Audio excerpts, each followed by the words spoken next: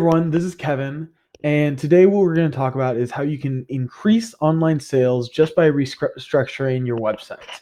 And we're going to do this through a tool called a sales funnel, and I'm going to get into, you know, everything about that so that you can finally understand what these things are and why they're so productive in terms of generating online sales.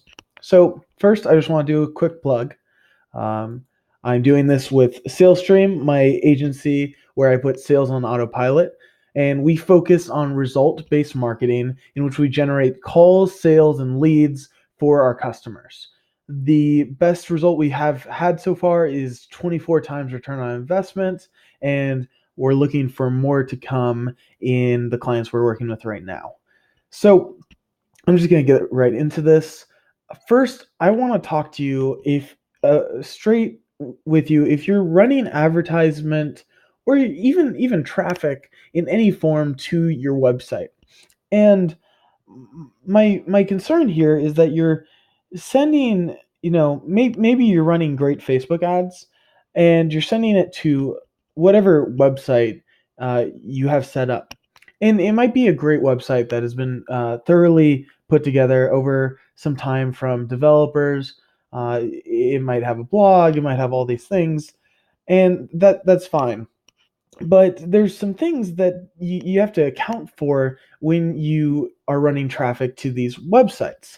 And it's that very often these websites aren't made to receive from Facebook advertisements. They might not be properly set up. They might be made by developers who don't really focus on the metrics or the results, but might focus a lot more on the aesthetics, because that's what you're looking for when that's the results they're giving you.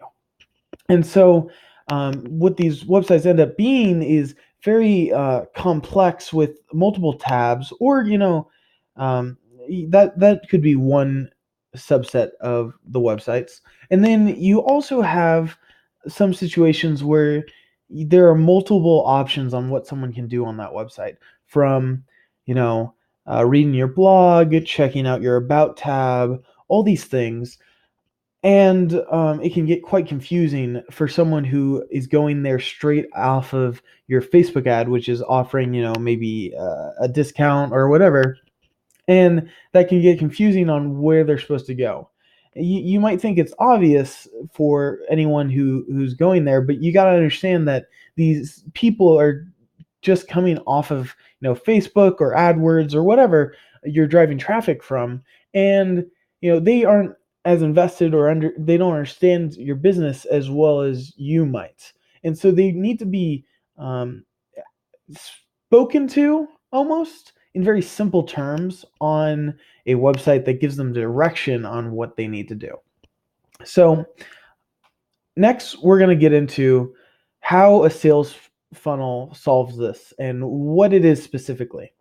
And the best way to explain a sales funnel is to say that it's a sequence of landing pages, usually from 3 to 6, that takes a prospective client through a sale just like you would in person, but in more online terms. And I'm going to get into this on how this works in a second. And so what you're doing here is usually you're making an offer on Facebook, right? And normally you'd be sending that a to a website, to your homepage or your website. But rather, with a sales funnel, what you're doing is you're making that offer on the Facebook page or on the Facebook ad. You're sending it to the funnel, and the first page on the funnel is only what's called a squeeze page. And a squeeze page is simply, do you want this or do you not? And if you want it, give us the proper information so we can give it to you. This is an email, a phone number, and a name. Sometimes people don't use the phone number, but I've seen that it's better practice if you do, because they're more serious leads. Now, when you do this, you're making it so that they only have one or two options, and it's, get the thing that they want by giving you what you want, or just leaving.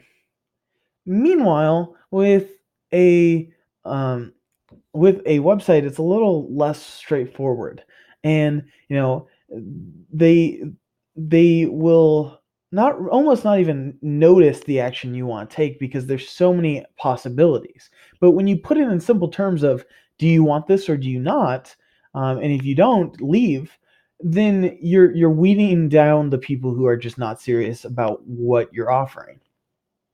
From there, we go into a landing page usually, and this is usually something that convinces someone to take a next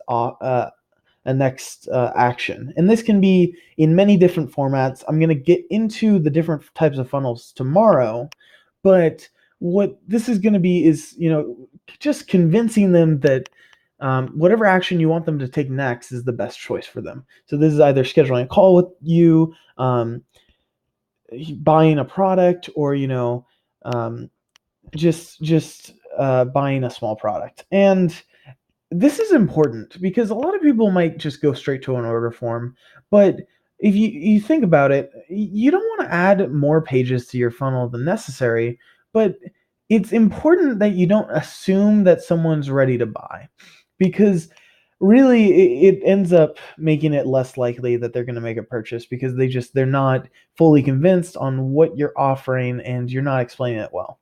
If you put maybe a video that kind of explains everything along with your order form, that's totally fine, and that probably would work. But you have to understand that you need to be very clear about what the next offering is and how it can add on to what they just bought, or how it's, the fulfillment of what they just got.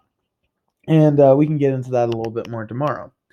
And from there, it's either a thank you, or a call redirection page. And the call redirection page goes to a Calendly or a You Can Book Me, where people can schedule times with you automatically for appointments.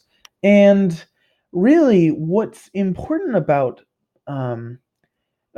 this is, or about the thank you page, is it gives you an open loop. It allows you to show other products. And really, you're able to start weaving these sales funnels together once you get really good at it, and understanding what someone might want after making a specific purchase. Whether there's an adjacent product that you sell that you can make a funnel for, and then you can bridge them together, tail to the head of the new one. And really, this has a lot of potential to increase the amount of money you're making on all your products, and sell as all the products that you're experienced in selling. And so I just want to go through what this is going to change for you. First, it's going to lower the barrier to entry for customers. One of the big problems I see for the people I work with is that they think that they can run an ad that just says, this is what I do, this is who I am. And they think that that's good enough, and it isn't in any situation. It's kind of biased because that's what you think, but really you're not standing out from the tens to hundreds of competitors that also, are people. You need to make an offer that actually excites the customer and gets them to actually take action, and then give you their email. And so by just making them give you their email, that's lowering the barrier to entry for them to get something from you, and that'll make them more likely to continue to consume your content and your products, because they've already given you something.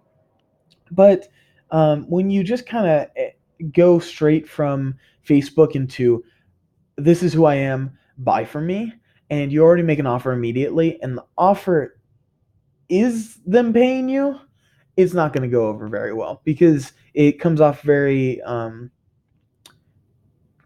be honest, self-centered, and they just don't connect with it very well. Next, you're going to be able to create an open loop for more offers. Like I said in the last slide, where once you have multiple sales funnels, you can weave them together in which maybe one funnel provides, let's say, a website, and then the next funnel provides SEO. Well, SEO is an adjacent product to a website and is what someone might need right after they purchase a website. And so when you have these open loops, you're going to be able to sell more and continue the process. Next, you're going to encourage only one specific action per page. People aren't going to get distracted by all the tabs, the about pages, all these things that you have on your website. And really, they're going to focus specifically on that one thing you want to do, whether it's scheduling a call, opting in, all these things. And your conversion on that's just going to be so much better.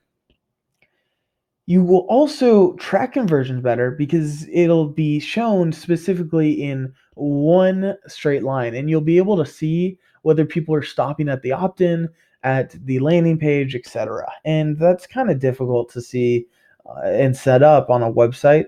Not impossible, but more difficult because it's not one sequence. Finally, you're going to be building an email list, which you might be neglecting. And really, since the squeeze page is a very important part of this funnel, and it's the way that you filter out people who don't care about your product, you're going to be building an email list that you can follow up on. And that's really the point of doing a website, is to have this persistence that you can leverage later on. And it's not used very often. So you might be asking, how do I even get started? And so if you watched the last video on how to build a value ladder, this will look a little more familiar. And what I want you to do is take that value ladder that you built. And if you didn't watch the last video, or you didn't build a value ladder, go to watch the last video and check it out and see, see where you think you can add your products in and make something that wins customers into your product, rather than just having them buy your immediate product. And so take that value ladder, and you're just going to put it in this top-down funnel like this, where you're giving your knowledge for free, but they have to give you their email. So it's not completely free, but you're giving it away. And then you have your cheapest first purchase, which is just going to validate them. And you can have that open loop after that to upsell on your current product, other funnels, and so on. And you probably don't want to show, either the next step and definitely not the highest result until maybe in some email campaigns later on. But since you have that email, you'll be able to leverage that. But really, at the very start, it's just going to be giving people something for free, something of value for free, so they start trusting you. And then trying to have them make a purchase so that you're making money off of giving them this knowledge. And once you're able to make $1 turn into $2, you'll be able to continually run ads and grow your business. And that's where this really is very powerful. So in the next episode on Friday, I want to go through some funnels that you can kind of play with, and some examples of how I've used them.